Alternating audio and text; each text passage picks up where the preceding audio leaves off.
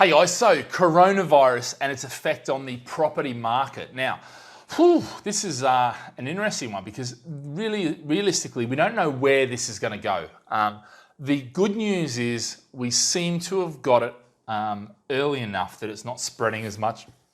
And if you look now, the actual amount of cases being reported has actually now started to even out and stabilise, which is good news. The deaths are still increasing, but what should happen is the deaths should also stabilise in about a week or two's time. And most modelling now, or some of the modelling that's coming out is saying, mid-February. So that's good news, okay, if that's the case and it continues like that and we can put an end to that. But if you think SARS went on for 7 months and this really only started, January, so we're only really a month and a half in. But we're a lot better prepared now than we were back then, okay? So there's lots of stuff like that, but how does it affect property investors? Now, I'm not going to go through the whole details of Corona. I'm sure you've heard it on the news and all that sort of stuff. My concern is this, China is the world's manufacturing belt right now. Now, sure, some of that has been moved over to Vietnam and a number of other places, but China is still by far the largest there is. And the challenge is that they have had, now luckily for us, it happened before Chinese New Year. They put quarantines in before Chinese New Year. Had it been after Chinese New Year, I think we would have seen literally, potentially millions more because especially if they had gone home and come back, the fact that we got it beforehand. So that was a lucky strike to some degree. But what it's also meant is generally it was going to stop, so that's fine. And generally they get the 2 weeks off, week off, 2 weeks off.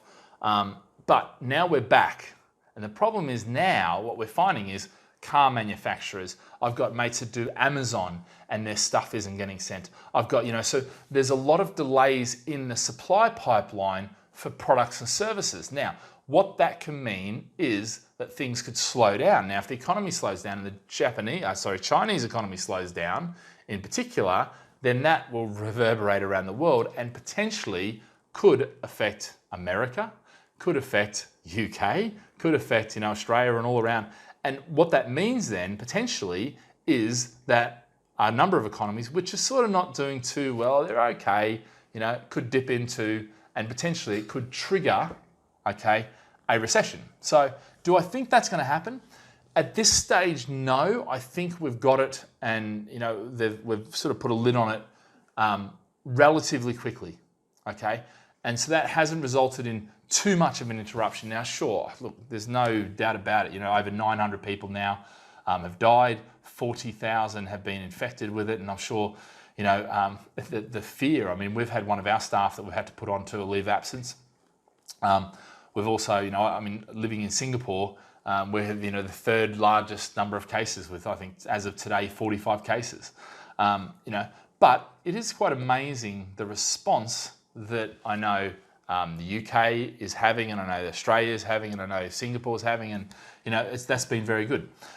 So the real challenge is if it gets worse and continues and starts to really affect the Chinese economy, because a lot of these shops that are boarded up and that are not boarded up but closed up, it's those small retailers and those sort of things which is going to affect, and that could really affect. I mean, China's on on tender ropes as it is, I think, with the amount of debt they have. So it probably wouldn't take much to tip it. And for them, it's not necessarily a recession where GDP is dropping. It's growth not being met, growth expectations not being met. So we'll see what happens anyway.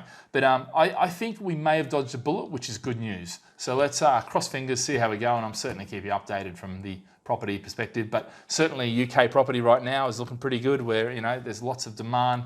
It appears that Brexit has now sort of moved off to the side a bit, and people are trading freely, which is great news. All right, guys, have a great day. Live with passion. Remember to subscribe and comment, and I'll come back to you. All right, see you later. Bye.